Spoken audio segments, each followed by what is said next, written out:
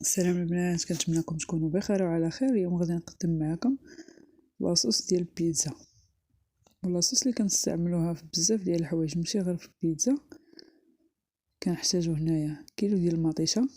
هاد المطيشه اللي كتكون صغيره بلديه كتكون حمرا بزاف.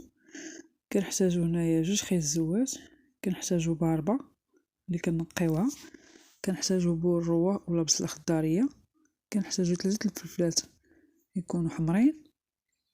صافي هنايا بعد ما غسلت المطيشه ديالي حيدت لها ديك النباته ديالها، وحيدت لها داك الراس اللي كيكون فيها من اللي لاصق اللي كنكون لاصقين فيه النباته، حتى هو كنحيدوه بالموس. صافي وكنديروها في كسرونه، كنقطعوا عليها الفلفله، نزيدو نقطعوا عليها دوك 2 خيط زوات هما دوائر على شكل عشوائي. مازال غادي نطحنوهم. صافي كنضيفوا عليها ديك الباروه، كنضيفوا عليها البول روا. هنايا كنضيفوا على جاريشات ديال القزبر والمعدنوس، كنقطعوهم تما غير بيدينا. هنايا عندنا معلقه صغيره ديال الملح على حسب الذوق، عندنا معلقه صغيره ديال الابزار، عندنا كاس كبير ديال الماء على حسب اللي غادي يطيب لنا الخيزو والباربه، حيت المطيشه راه ديجا كتطلق الماء. هنا قبل ما نسدو على الطنجره ديالنا عندنا 3 الفصوص ديال الثوم، عندنا حساب 2 معالق كبار ديال الزعتر كنحكوه ما بين يدينا. صافي كنخلطوا كلشي وكنسدو عليه وكنديو فوق البوطه حتى كيطيب.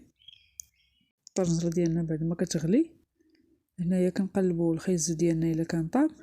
الا طاب صافي كنطفيو عليه، كنطفيو على الخليط وكنخليوه حتى كيبرد. هنايا راه باقي ما بردش مزيان، انا غنبدا نطحن فيه هنا، باقي ما بردش. صافي كنطحنوه مزيان. صافي هنايا بعد ما طحناه غندوزو دابا باش نصفيوه. راه هاد لاصوص راه كتجي زوينه ولذيذه في نفس الوقت واقتصاديه.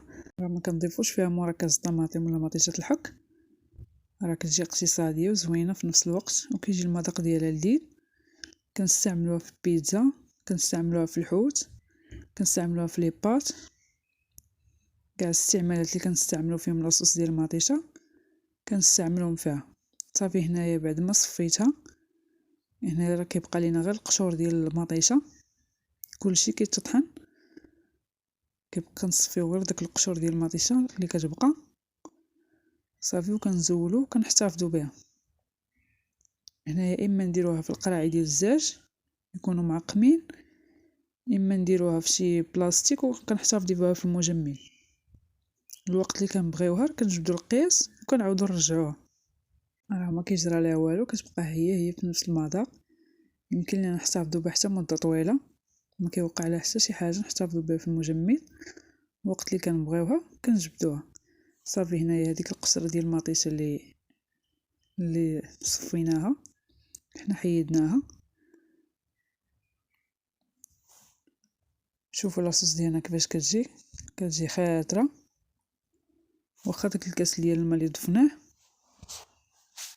شوفوا كيفاش كتجي اللون ديالها. صافي هنايا انا غنعمرها في القراعي. هنايا راه باقي مازال سخون، راه ما حدا وهي كتبرد وهي كتزيد تماسك وكتعقد. شوفوا اللون ديالها كيفاش كيجي. كيف ما قلت لكم راه كنستعملوه في بزاف ديال الاستعمالات، في اي حاجه كنديروا فيها لاصوص ديال المطيشه كنستعملوها فيها، وراها كتجي اقتصاديه وزوينه في نفس الوقت. نستعملوها في هذا الشهر ديال رمضان. الله يدخلوا علينا بالصحه والسلامه واش ما تمنيتو ان شاء الله. صافي داك لاصوص اللي بقات لينا كبيناها في هاد لاصوص اللي بقات ليا هنا، كبيتها في هاد السطل ديال العسل. قلت لك يمكن لينا نديروهم في القراعي ديال الزاج معقمين، ولا يمكن لنا نديروهم في بلاستيك ونديروهم في المجمد، ولا كانوا عندنا شي سطيلات ديال العسل ولا دوك ديال الشكلاط ولا ديال الفرماج كانت هما كنستعملوهم كنضيفوهم فيها. لاصوص ديالنا هنايا راه مازال باقا سخونه، شتيها كيفاش كتجي، راه ما حتى وهي كتبرد هي كتزيد تعقاد. نتمنى ان هذه الوصفه ديال اليوم تكون نال الاعجاب ديالكم، نتمنى انكم تجربوها وتردوا عليا في التعاليق. كنشكركم بزاف على المشاهده ديالكم، ما تنساوش الاشتراك في القناه.